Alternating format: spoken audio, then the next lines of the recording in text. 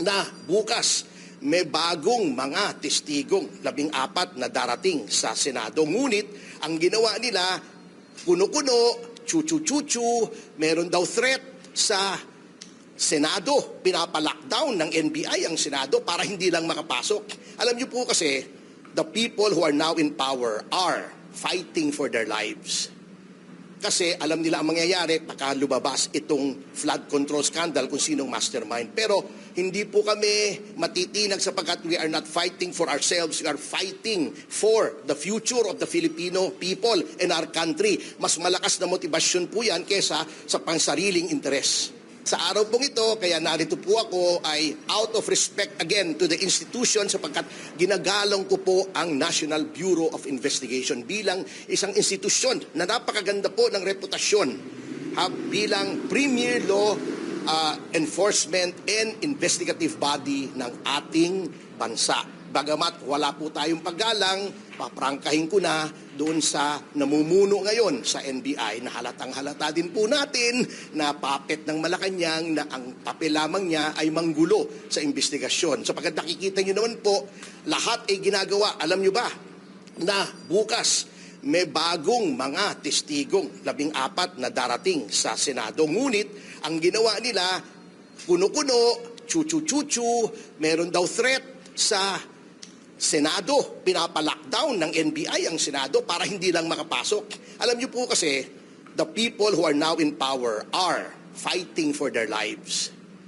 Kasi alam nila ang mangyayari baka lumabas itong flood control scandal kung sinong mastermind. Pero hindi po kami matitinag sapagkat we are not fighting for ourselves. We are fighting for the future of the Filipino people and our country. Mas malakas na motibasyon po yan kesa sa pansariling interes. Yung 14 na yun, Marines din? Marines din, oo. Mga kasamahan din nila na nagdala rin ng maleta. So, marami na po yan. Hindi ko nga maintindihan kung anong problema nila sa Marines. Sinabi na ni Gutesa na nag-deliver siya. Lumabas si Saldico. Ilang beses siyang nagpahayag na talagang may mga inutusan siyang magdala ng maleta. Then may lumabas na 18 na Marines na nagsasabing nagdadala sila ng maleta, complete with videos, pictures. Bakit ayaw nilang paniwalaan? Pero si Madriaga, pinapaniwalaan nila. Walang video, walang picture, nag-iisa. So, alam na alam po natin ang ginagawa, tinatago po nila. Everything that is happening now, including yung power struggle sa Senate, is all about concealing the truth tungkol dito sa flood control scandal. Attorney, hindi daw kayo credible. Kasi bakit daw si Lauren inalis sa listahan na dinawit din nila na may nakakatanggap ng kickback. Pero bakit pinanggal ng mga 18 ex-Marines po na... Ay hindi po akong abogado ng ex-Marines, ano? Abogado ako ni Mike Defensor. With respect to credibility, kung nga hindi credible na sinasabi nila, bakit ayaw nilang patawag? Bakit nagkaroon ng balasahan sa Senado para lamang yung 18 Marines ay hindi matawag? Di doon nila i-cross-examine sa loob ng Senado. Para kung nagsisinungaling, ebedi perjury yun, i-contempt nila, pakulong nila, ngunit ba't ayaw nilang harapin? Yun ang problema. Kung talagang hindi credible, tawagin nyo. O pag sinabing, pabago-bago pa ka pala, may motion doon, di ba? Hold him in contempt for not telling the truth before the committee, kulong. Ba't ayaw nilang gawin? Attorney, bakit ngayon lang lumabas yung 14 pa? Siyempre, hindi naman madaling Hindi naman pupunta sa party itong mga to Ang kalaban mo yung mga makapangyarihan na mga tao sa Pilipinas. Yung senador nga, kaya nilang ipakulong si Jinggoy para lang masira yung tinatawag na quorum at magkaroon ng question. Eto pang mga Marines na ito, kayo naman Siyempre, natatakot yun. Ito yun, tinatakot si Joel Villanueva. Dinidemanda kami. Kami, mga abogado na, dinidemanda kami. Patong-patong na demanda si Mike Defensor. Naging congressman na. Patong-patong na demanda. Dating general, patong-patong na demanda. We are up against the evil empire na they are fighting for their lives nga, katulad ng sabi ko. Kasi, disgrasya sila pag lumabas ang katotohanan. Pero katulad ng sabi kong muli, hindi kami titigil because we are not fighting for ourselves. Ano bang mahihita namin dito? Pero kailangan namin lumaban para sa kinabukasan ng bayan kasi alam nyo mga kasama, padala naman ni Martin Romualdez yan. Aeroplano niya yan Ito ba, dalawa aeroplano nun Na aeroplano? Ito na... Kita mo, ang kulit nitong langaw Padala ng PCO yan eh. May pito pa raw. Drone yan, drone. Hindi, teka, tapusin ko lang yung statement ko, ano? Alam nyo, mga kasama, kapag nagtagumpay sila na matago ang flood control at ma-impeach, ma-convict si Sara Duterte, anong epekto? Mananatili yung pagnanakaw kasi nakalusot sila. Number 2, magkakaroon tayo ng Pangulo na hindi yun ang kagustuhan ng taong bayan. Ano mangyayari sa ating bayan? Wala na. In 1 or 2 more generations, para na tayong Bangladesh, para na tayong Somalia, baka failed state na tayo, baka narco state na tayo kasi lahat ng mga iniimbestigahan noon for drugs, ayan na naman, nasa poder na naman, si Mabilog, oh. Can you imagine? So, yun po ang pinaglalaban natin. Ano ba mapapala namin dito? Wala na kaming hihiligin sa buhay. Po kanina ng 14 additional ex-mates na lalagdag pa. Nabanggit na rin po kasi nung kamakailan ni NBI Director Matubag na meron pa nga daw talagang additional Marines na bribe pa daw para Yun nga ang problema natin. Hindi mo pa naririnig, binribe na. What respect can they expect from ordinary people kung hindi pa nagsasalita ay binribe na? O ngayon, bukas, pupunta dapat. May security threat na, lockdown nila ang Senado. Nakikita nyo naman one has to be really blind or stupid not to see these machinations. Bihira naman, Kitang-kita naman saying na hindi sila sinuhulan. Hindi sila sinuhulan. Kung sinuhulan man, you prove it. Kasi alam nyo, in an investigation, when someone comes forward with an allegation, bagamat allegation yan, you take it at face value. Kaya nga may proseso tayo. Halimbawa ako, lumabas ako. Sinabi ko, si Jan Consulta, sinuntok ako. Siyempre, ibablatter ko yon, imbestigahan yan. Jan, sinuntok mo ba ito? Saka magpaliwanag si Jan. Ito, hindi pa. Pumunta pa lang ako sa polis, sinuntok ako ni Jan Consulta.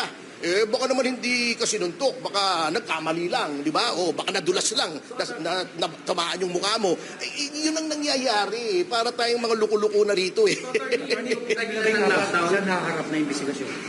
Willing sila sa BRC, kaso mo nga, bukas daw ilalockdown ng Senado, kita nyo na. Very obvious, very obvious. Senator Villa Cayetano po yun dapat yun. Dapat yun kasi ang legal at yun po. Alam nyo, ginugulo nila yung Avellino. Well, I can talk here until my face is blue about Avellino. Pero, alam nyo, hindi na ako magpapaligoy-ligoy pa. Yung ba nagsasabing ang Avellino versus Cuenco is authority for the session na nangyari kung saan ginawang pro tempore at acting president si Win Gatchalian, that is a one huge baloney kung susuriin ninyo. Hindi nila binasa yung Avellino dahil tamad sila o comprehension challenge sila. Ako, pupusta ako, turo nyo sa Avellino kung anong majority ng court na nagsabing 12 is enough. Wala po, wala. 4-4 ang voting noon. At ang mismong Avellino, sinabi lang nila, hindi namin pakikialaman yan because that is a political question. Bakit? Because under the 1935 Constitution, yung Section 1 ng Article 6 na in-expand yung judicial power ng Korte Suprema ay wala pa. So malaki po noon ang kumbaga territory kung saan pwede mong sabihin political question that has been considerably narrowed down by the 87 Constitution.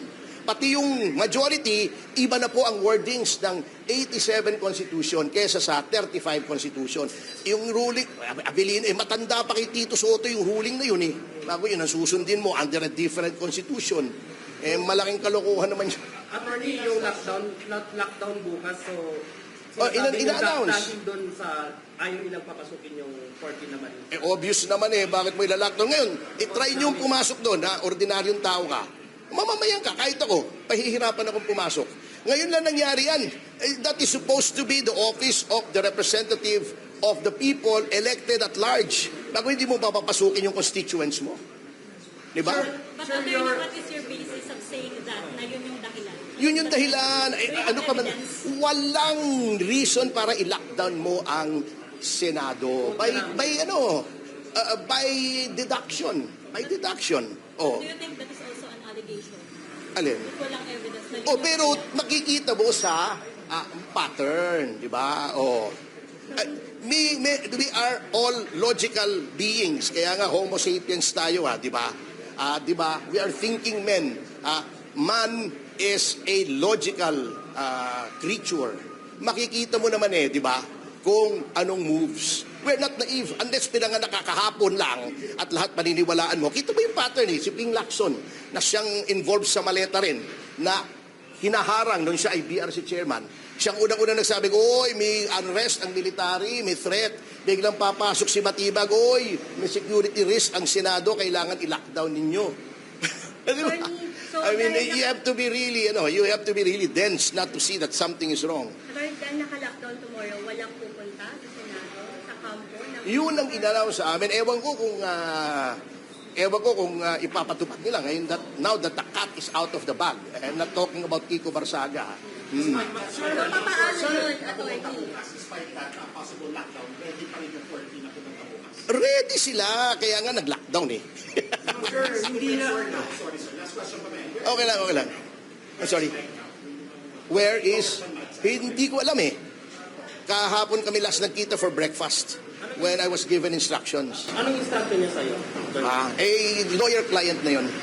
Sir, so hindi Okay. na kayo na-surprise doon sa sinabi na rin nila, banggit ni Senator Lacson, yung raw and sketchy information na meron na rin pong naliligalig sa hanay po ng arm. Working in tandem yan eh. Si Lacson eh, I have known him for a long time. May propensity to lie yan eh. And I know why. First-hand knowledge ko yan. Pero this is not the time nor the place to discuss that.